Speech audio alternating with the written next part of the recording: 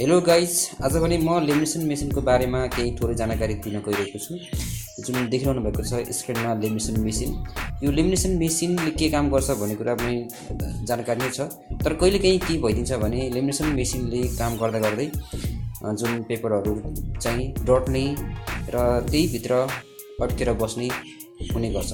यसै सन्दर्भमा मैले हिजो बेलुका राति मात्रै चाहिँ लेमिनेसन गर्ने क्रममा चाहिँ लेमिनेसन सदा जस्तो भइदिएन। जुन चाहिँ लेमिनेसन मैले यहाँबाट इन गर्ने हो, पेपरलाई मैले यहाँदेखि इन गरेको थिएँ, त्यो इन भएको पेपर चाहिँ यहाँबाट आउट हुनुपर्ने ठाउँमा चाहिँ आउट भएन। त्यस पछाडि केही समय जुन पेपर इन भइसकेको छ र जति भाग आउटपुट हुनुपर्ने नभइसकेपछि म हतार यसलाई चाहिँ अफ गरिदिएँ।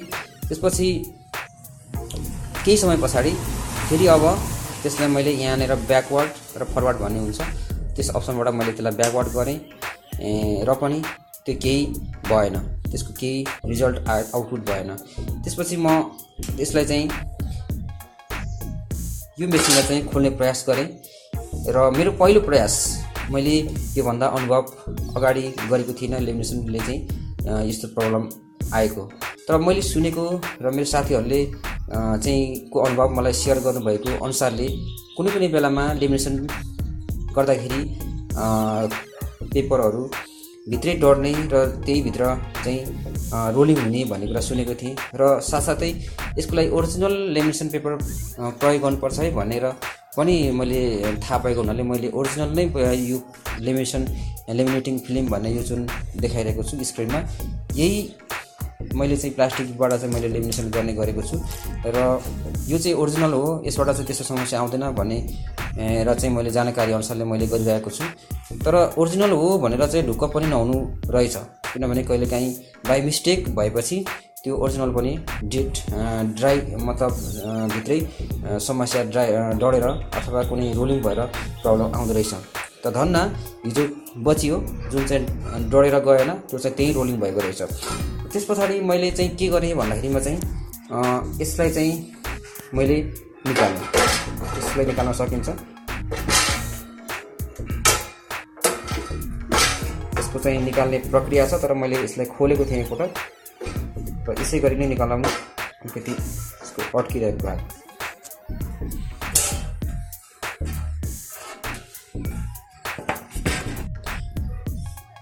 त्यसपछि मैले यो भागलाई चाहिँ मैले निकालिसके पछाडि मैले यसको भित्र चाहिँ के भएको थियो भन्दाखेरिमा चाहिँ त्यतिखेर राति भएको समय हुनाले मैले चाहिँ त्यसलाई चाहिँ जसरी हुन्छ त्यो पेपरलाई बचाउने प्रयत्न गरेँ, जसमा चाहिँ यहाँनिर चाहिँ यस भागमा चाहिँ पुरा रोलिङ भएको थियो,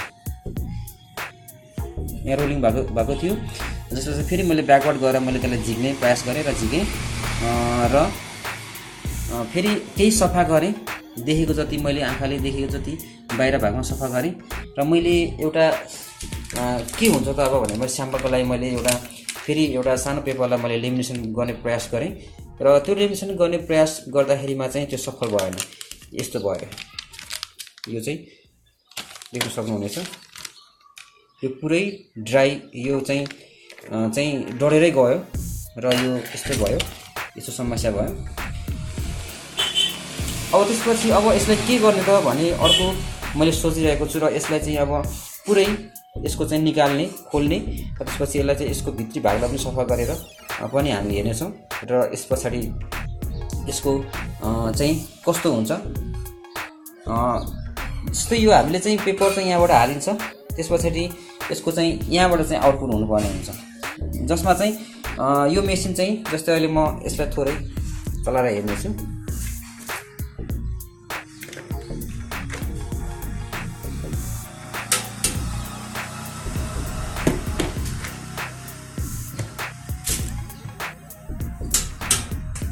चाहिँ दुवै घुमिरहेको छ, तर काम भने चाहिँ यसले चाहिँ गरिरहेको छैन।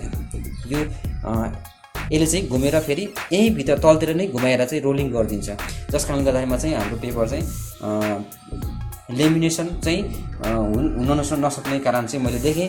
र अब यसलाई चाहिँ के गर्ने भने यसको समाधानको लागि चाहिँ मैले यसलाई चाहिँ पुरा यसलाई चाहिँ ओपन गर्ने र त्यसपछि यहाँ देखिएको जति पनि धुलोहरू देखिरहेको छ त्यसलाई चाहिँ पुरै अहिले पनि धुवा आइरहेको छ यसमा देख्न सक्नुहुनेछ थोरै अब यसलाई चाहिँ पुरै हामीले पहिला सफा गर्ने र त्यसपछि सफा गरिसकेपछि यसलाई चाहिँ यसको सफा गरिसकेपछि अनि त्यसपछि हामीले फेरि पनि एकचोटि ट्राई गर्नेछौँ। अब हामी यसलाई चाहिँ सबभन्दा पहिला चाहिँ यसको जुन पार्ट छ यसलाई चाहिँ हामी निकाल्नु पर्ने हुन्छ। यो प्रत्येकको नटहरू खोल्नु पर्ने हुन्छ र यसै क्रममा हामी चाहिँ यो नटहरू चाहिँ अहिले डबल खोलेका छौँ। यसलाई यसरी झिक्ने हो र यसमा जुन देखिरहेछ यो पार्ट पनि हामीले खोल्नु पर्ने हुन्छ। त्यसपछि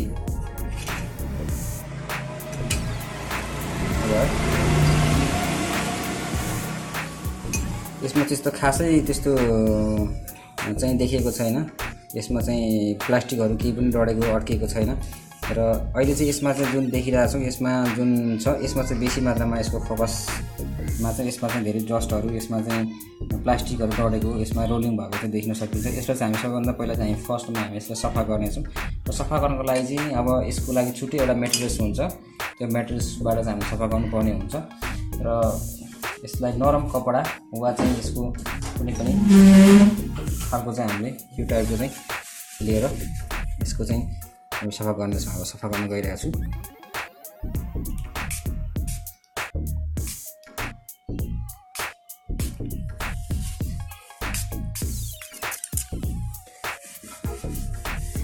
एकचोटि यसलाई हामी चलाएर हेर्नेछौँ।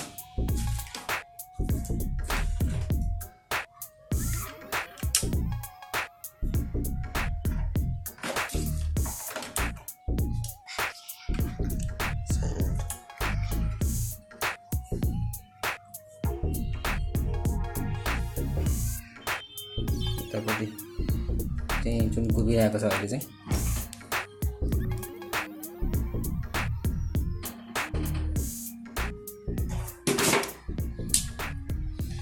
र प्रत्येकलाई हामीले चाहिँ हल्का यसको क्लिन गर्दै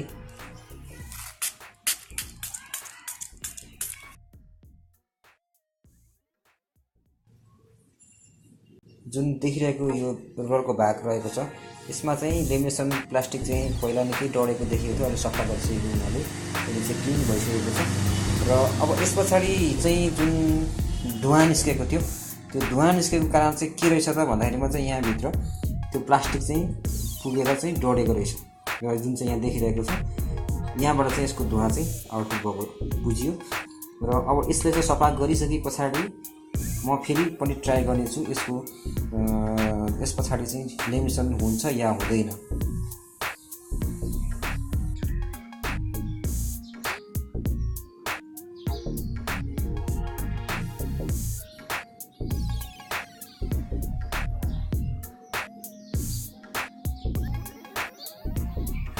सम्पूर्ण कार्य पछाडि यो टेस्ट भइरहेको छ। यो अहिले सक्सेस हुन पुगेको छ।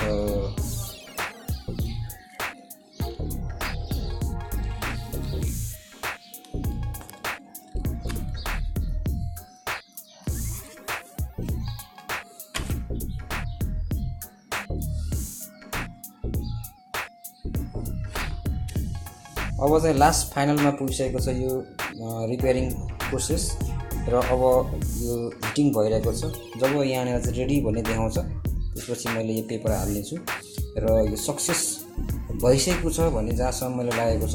इभन एकचोटि सुरुमा मैले अगाडि ट्राई पनि गरिसकेको छु र फेरि पनि अब फाइनली यो रेडी भइसकेपछि म पेपरलाई लेमिनेट गर्नेछु र यसरी नै तपाईँहरूले पनि साधारण पेपरहरू जाम भएको अवस्थामा रोलिङ भएको अवस्थामा फाइनली यो प्रोसेस भइसकेको छ, रेडी पनि भइसकेको छ र म यो पेपरलाई अहिले चाहिँ लेमिनेसन गर्न गइरहेको छु।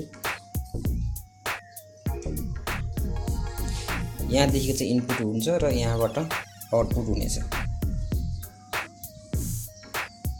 हिजो मात्र यस्तो प्रब्लम भएको थियो, राति भएको कारणले मैले यसलाई पुनः हेर्न सकिनँ र अहिले चाहिँ भर निकै समय लगाएर मैले यसको रिपेयर गरेँ र लगभग सक्सेस पनि भएको छ। So I am so happy also and please यस भिडियोलाई लाइक कमेन्ट सेयर पनि गरिदिनु होला। यहाँ सानो समस्याहरू तपाईँमा आएको खण्डमा तपाईँले यसरी पनि तपाईँको लेमिनेसन मेसिनलाई रिपेयर गर्न सक्नुहुनेछ। Thank you so much guys to watching this video and to subscribe my channel and share like also. Thank you.